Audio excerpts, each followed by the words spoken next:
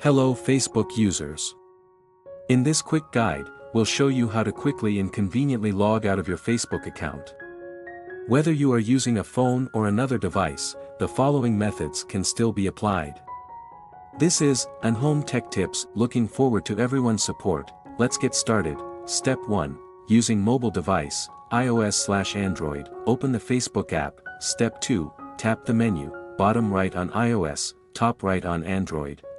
Step 3. Scroll down and tap Sign Out. Step 4. Confirm by clicking Sign Out again. Remember, logging out will help keep your account safe. When you leave your phone somewhere, or if you use someone else's device to use the social network Facebook.